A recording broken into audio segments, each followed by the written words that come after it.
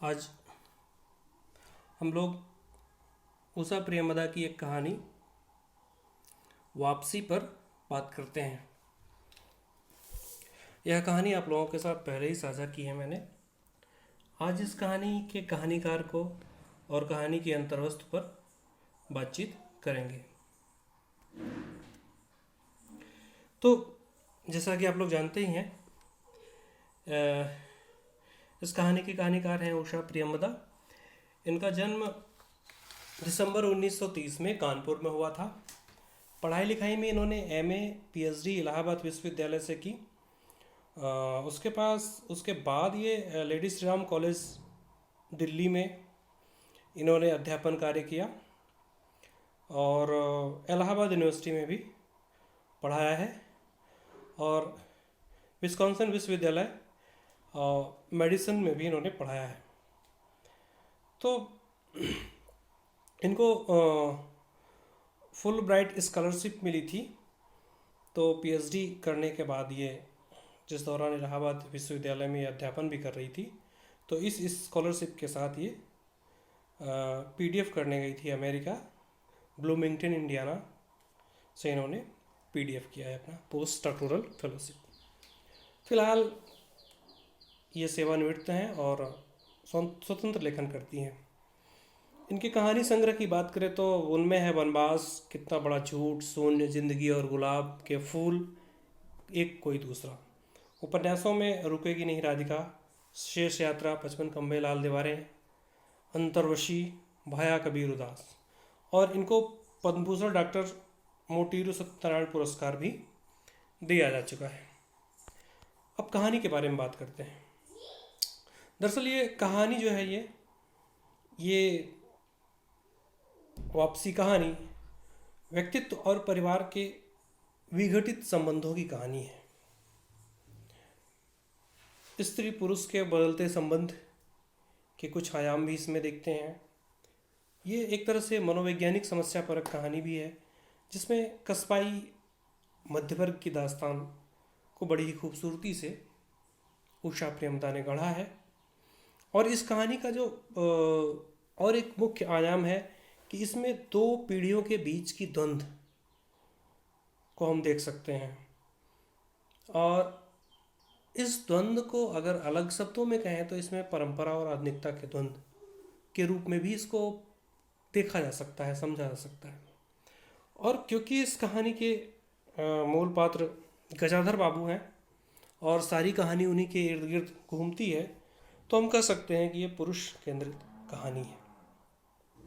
कथावस्तु संक्षेप में समझ लेते हैं, क्योंकि कहानी तो हम सब ने देख रखी है। तो इसकी कथावस्तु में मुख्य रूप से एक सेवानिवृत्त रेलवे कार्मिक है जिनकी ये कहानी है। उनका नाम गजाधर बाबू है। गजाधर बाबू के 4 बच्चे हैं, बीवी है, जिसमें से 2 बच्चे विवाहित हैं, 2 अविवाहित हैं, अभी कॉलेज में वो पढ़ रहे हैं। एक बेटा एक बेटी विवाहित है और एक बेटा एक बेटी अविवाहित है। तो गजाधर बाबू के 35 वर्ष के जीवन काल में क्योंकि वे रेलवे में कार्मिक हैं और छोटे ही स्थानों पर उनकी नौकरी हुआ करती थी, तो अपने बच्चों की पढ़ाई लिखाई के लिहाज से वे बड़े शहर में बच्चों को रखते थे। पत्नी और बच्चे बड़े शहर में रहते थे। स्वयं अपनी नौकरी जहाँ होती थी उस छोटे से कस्बे में रहा करते थे। तो 35 बरस पूरी नौकरी के दरमियान वे परिवार के साथ नहीं रहे।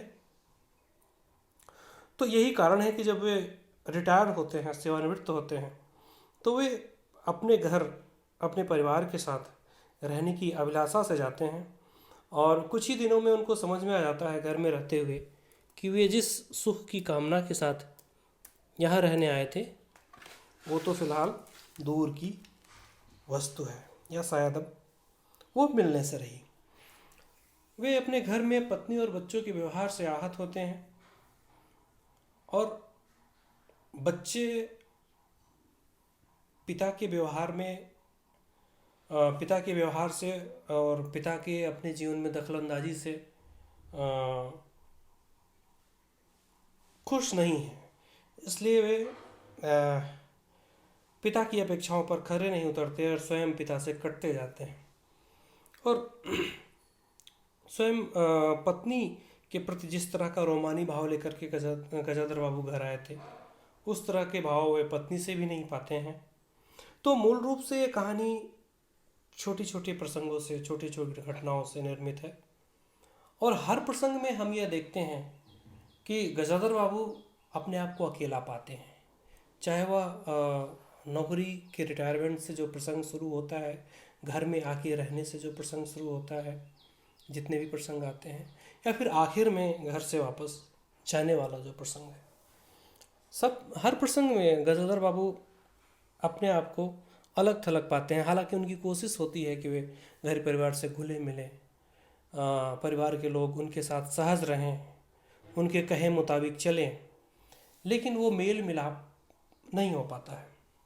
तो मोटे तौर पर कहानी 3 भाग में विभाजित है, जिसमें पहला भाग हम कह सकते हैं कि परिवार से लौटने वाला हिस्सा है, जो ज़्यादा उतना लंबा नहीं खिंचता है, जो रेलवे क्वार्टर में जो हिस्सा दिखाती हैं उषा प्रियमदा जी। दूसरे भाग को हम कह सकते हैं कि जो परिवार में वापस आने के बाद जो गजाधर बाबू के मन में उल्लास रहता है, परिवार के साथ बचा खुचा जीवन जीने का उल्लास और अधिकार की चाह, जिसमें वे चाहते हैं कि परिवार के लोग उनके कहे मुताबिक काम करें, उनके कहे मुताबिक चलें। कहानी के दूसरे भाग को हम उसको मान सकते हैं। और आखिर में आखिरी भाग हम मोहभंग वाला हिस्सा कह सकते हैं कि जब गजाधर बाबू को लगता है कि इस परिवार पर अब उनका उस तरह का नियंत्रण नहीं रहा, लोग उनके कहे मुताबिक नहीं चलेंगे, सबकी अपनी मनमर्जियाँ हैं, सबकी अपनी इच्छाएं हैं, तो मोहभंग और फिर उसके बाद घर से वापसी वाले हिस्से को हम तीसरा हिस्सा मान सकते हैं। आगे बढ़ते हैं। चरित्र चित्रण।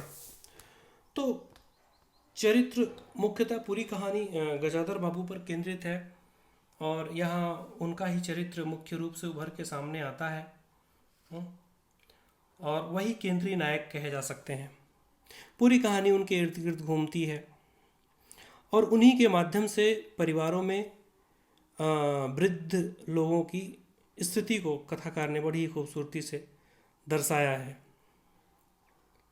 लेकिन इसमें हम गजाधर बाबू के चरित्र को देखते हैं तो यह अर्थ नहीं लगा सकते गजाधर बाबू कठोर प्रवृत्ति के व्यक्ति हैं। दरअसल वे सहृदय और संवेदनशील व्यक्ति हैं और अपने घर परिवार के सदस्यों के प्रति नहीं, उनके संपर्क में आने वाले दूसरों लोगों के प्रति भी वे स्नेह का भाव रखते हैं। उदाहरण के लिए गणेश जी के साथ उनका व्यवहार जिस तरह से है, वे घर आने पर गणेश जी को जिस तरह से याद करते हैं, उससे लगता है वे बहुत स्नेही किस्म के व्यक्ति हैं। अपने पत्नी के मन में उनका जिस तरह से भाव है और रिटायर होने के बाद जल्द से जल्द घर पहुंचने की उनकी आकांक्षाएं हैं और जिस तरह के सुंदर सपनों में खोए रहते हैं, घर पहुंच के जिस तरह की अपेक्षाएं हैं, इनसे उनके चरित्र का अंदाज़ा काफ़ी कुछ सहजता से लगाया जा सकता है। तो इस पूरी कहानी में गजाधर बाबू के व्यक्तित्व की 2 कमजोरियों भी हम देख सकते हैं। पहला कि गजाधर बाबू का जीवन संबंधी नज़रिया परंपरावादी है। उनका मानना है कि स्त्रियों का कर्तव्य घर में रहना और घर के काम में हाथ बटाना है, पढ़ाई उनके लिए उतनी ज़रूरी नहीं है। और वे यह भी मानते हैं कि स्त्रियों को ज़्यादा स्वतंत्रता देना भी ठीक नहीं है। तो यही कारण है कि जब वे घर आते हैं और घर के काम में बेटी और बहू को पत्नी का हाथ बटाने के लिए कहते हैं, तो जाहिर सी बात है वे इन सब के खिलाफ उठ बैठती हैं और फिर गजाधर बाबू को बहुत ही त्रासद यथार्थ से रूबरू होना पड़ता है। और इस कहानी में गजाधर बाबू के बाद एक महत्वपूर्ण चरित्र के रूप में उनकी पत्नी आती हैं। हालांकि कहानी में उनका नाम नहीं आया है, लेकिन वे दूसरी महत्वपूर्ण कैरेक्टर कही जा सकती हैं। तो उनके 2 रूपों को हम देखते हैं। पहला वह रूप जो गजाधर बाबू के नौकरी में रहते हुए कुछ दिनों के लिए जब उनके क्वार्टर पे रहने के लिए आती थी, तब वे किस तरह से पेश आती थी, किस तरह का उनका रवैया हुआ करता था, या किस तरह की यादें उस समय से जुड़ी हुई हैं। और दूसरा, जब उसी समय की यादों के सहारे जब गजाधर बाबू वापस आते हैं तो जिस तरह का रूप दिखता है, दोनों ही रूप में काफ़ी अंतर पाते हैं गजाधर बाबू, और उनका मोह भंग होता है अपने पत्नी के प्रति। तो उनकी पत्नी का एक दो तरह का रूप देखते हैं, जिसमें एक में तो वो पत्नी और प्रेयसी की भूमिका में दिखती हैं, और दूसरे में गृहस्थी को चलाने की कोशिश में लगी एक पत्नी, माँ या गृह स्वामिनी कहें, या फिर बच्चों की ज़रूरतों को पूरा करने वाली एक माँ के रूप में दिखती हैं, या फिर परिवार को चलाने के लिए सामंजस्य बिठाती एक औरत के रूप में दिखती हैं, जहाँ अधिकार की भावना नहीं रहती है, बल्कि परिवार को चलाने के लिए वे कहीं अपने आप को चुप कर जाती हैं और कहीं समझौता करती दिखती हैं। और इस कहानी के अन्य पात्रों में गजाधर बाबू के बच्चे हैं, बहू है, बच्चों में बेटे और बेटी काफ़ी मुखर रूप से सामने आती है। वह काम के बंटवारे में पिताजी द्वारा किए गए निर्णय को स्वीकार नहीं कर पाती है और उनके निर्णयों का प्रतिकार करती है। घर से बाहर जाने पर, मना किए जाने पर वो पिछले दरवाजे से बाहर जाना शुरू करती है। और बेटे और बहू की भी स्थिति कुछ ऐसी ही होती है। और आखिरकार जब गजाधर बाबू वापसी का फैसला करते हैं तो घर के सभी सदस्य किसी न किसी स्तर पर इस फैसले का स्वागत करते हैं। यहीं पर हमको ये लगता है कि गजाधर बाबू कहीं न कहीं अपने ही घर में अवांछित मेहमान की तरह थे। अगले हिस्से में अगर हम इस कहानी में चित्रित परिवेश की बात करें तो इसमें कहानी क्योंकि मुख्य रूप से घर के अंदर घटित हो रही है, और घर के अंदर का जो चित्र इस कहानी में खींचा गया है वो मध्यवर्गीय भारतीय परिवार के घर के अंदर का दृश्य है, जहाँ 4 कमरे का एक छोटा सा घर है और जिसमें एक संयुक्त परिवार है। तो जाहिर सी बात है, जगह को लेकर के खींचा खांची का एक दृश्य है। और घर के बाहर का भी दो जो स्थान है उसमें रेलवे स्टेशन और फिर गजेंद्र बाबू के घर के आसपास का परिवेश, जिसमें भी हालांकि इसके ज़्यादा चित्र यहाँ नहीं मिलते हैं, लेकिन फिर भी जितना चित्र मिलता है वही मध्यवर्गीय कस्बाई जीवन का चित्र है। और अगर हम तुलनात्मक रूप से देखें तो घर आने पर गजाधर बाबू अपने रेलवे के क्वार्टर को ज़्यादा मिस करते हैं, ज़्यादा याद करते हैं और उस जगह को ज़्यादा सुख सुविधा संपन्न पाते हैं।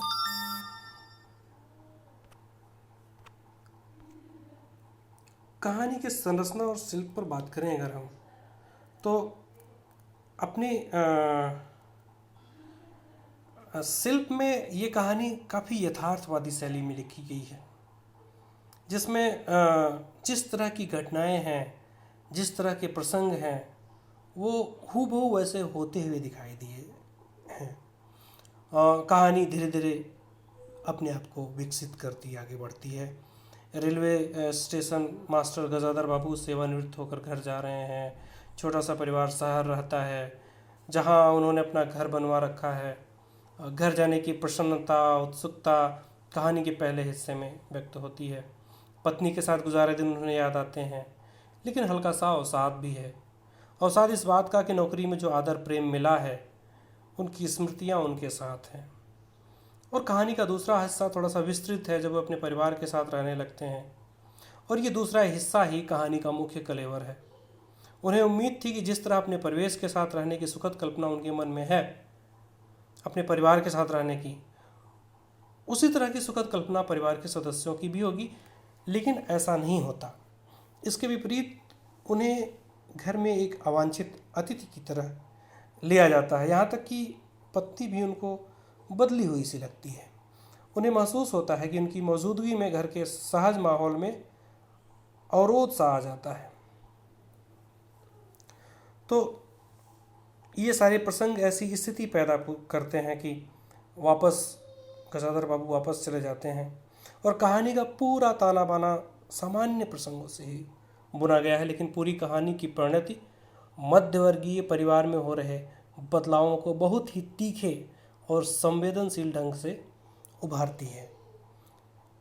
इस कहानी के शिल्प की विशेषता यही है। अगर भाषा और संवाद की बात करें तो शिल्प की तरह कहानी की भाषा भी यथार्थपरक है। पूरी कहानी बहुत ही सधी हुई भाषा में लिखी गई है। छोटे छोटे वाक्यों में रचनाकार ने अपनी बात कही है। शब्दों का इस्तेमाल भी उतनी ही सावधानी से किया गया है। प्रत्येक बात को इस तरह से कहा गया है कि उसके पीछे की भावना को पाठक का बोध हो सके। जैसे अगर हम देखें, कहानी की शुरुआत ही जहाँ से हो रही है कि गजाधर बाबू ने कमरे में जमा सामान पर एक नज़र दौड़ाई। 2 बक्से, डोलची, बाल्टी। यह डिब्बा कैसा है गणेशी? उन्होंने पूछा। गणेशी बिस्तर बांधता हुआ कुछ गर्व, कुछ दुख, कुछ लज्जा से बोला, घरवाली ने कुछ बेसन के लड्डू दिए हैं, कहा बाबूजी को पसंद है। अब कहाँ हम गरीब लोग आपकी खातिर कुछ कर पाएंगे। घर जाने की खुशी में गजाधर बाबू ने एक विषाद का अनुभव किया, जैसे एक परिचित स्नेही आदर में सह संसार से उनका नाता टूट रहा है। ये पहला ही परिच्छेद है जो छोटे छोटे वाक्यों से निर्मित हुआ है। इसमें बहुत सारी बातें एक साथ आ गई हैं, जिसमें गणेशी के साथ उनके रिश्ते की बात, किस तरह का संबंध है दोनों में, और मनोभावों को किस तरह से इसमें व्यक्त किया गया है। गणेशी की मानसिक प्रतिक्रिया को देखिए, कुछ गर्व, कुछ दुख, कुछ लज्जा। गणेशी में गर्व, दुख और लज्जा की मिलीजुली अनुभूति को इस छोटे से वाक्य में किस तरह से पिरो दिया गया है। और पूरी कहानी में इसी तरह की भाषा और संवाद के आपको नमूने मिलते जाएंगे। इस दृष्टि से बहुत ही समृद्ध और शैली है, और शब्दों को बहुत ही संयम तरीके से बरता गया है। शब्दों को व्यय नहीं किया गया है। एक एक शब्द की अपनी कीमत इसमें कथाकार ने सिद्ध की है। और आखिरी हिस्से में अगर हम इसका मूल्यांकन करें तो कह सकते हैं कि ये नए दौर की कहानियों में वापसी, उषा प्रेमदा की कहानी एक महत्वपूर्ण कहानी है और विघटित होते पारिवारिक मूल्यों की दास्तान है इसमें। क्योंकि गजाधर बाबू जिस परंपरावादी मूल्यों को पाने के लिए, परिवार के जिस पारंपरिक सुख को पाने के लिए वापस आए थे, परिवार के सदस्यों में वह आँच उनको नहीं मिलती है। यहाँ तक कि वे अपनी उस पत्नी को भी नहीं पा सकते हैं, पा पाए हैं कहानी में, जिस रूप की आकांक्षा के साथ वे आए थे। अपने ही घर में, अपने ही बच्चों के बीच वे अवांछित मेहमान की तरह बन के रह जाते हैं। यह कहानी कुछ प्रश्न भी हमारे बीच छोड़ती है, जो इसी समय और इसी दायरे के दरमियान उपजे प्रश्न है कि जिस तरह की दूरी इन रिश्तों में बन गई है उसका कारण क्या है, या इस तरह की दूरी के लिए दोषी कौन है। इस कहानी से हम ये भी देख सकते हैं कि गजाधर बाबू लंबे समय तक अपने घर से बाहर रहे और उनका परिवार एक अलग परिवेश में, एक अलग शहर में, एक अलग तरह की संरचना में बड़ा हो रहा था। तो उनको अपने परिवार के बुनावट और बनावट और उनकी विकास से उस तरह का जुड़ाव ही नहीं था। शायद ये जुड़ाव और इस दूरी का कारण स्वयं गजाधर बाबू भी हो सकते हैं, या उनके बच्चों से उनका लगाव उतना ज़्यादा न रहा हो। इस दूसरा कारण ये भी हो सकता है। और अपने मूल संरचना में यह कहानी एक वृद्ध के अकेलेपन और अपने ही परिवार से बिलगाव की कहानी है। और अगर हम अंतिम निर्णय के रूप में देखें तो ये कहानी पाठकों के मन में गजाधर बाबू के प्रति संवेदना के भाव जगाती है। लेकिन दिलचस्प इसमें यह है कि इस कहानी में ये कहानी किसी भी पात्र को, किसी भी चरित्र को विलेन के रूप में, खलनायक के रूप में नहीं रखती है। हम एक तरफ गजाधर बाबू के प्रति संवेदनशील होते हैं, लेकिन किसी को विलन नहीं बता सकते हैं। तो ये दरअसल परंपरा और आधुनिकता के द्वंद्व की कहानी है। इसी द्वंद्व के आधार पर इस पूरी कहानी को बुना गया है। धन्यवाद।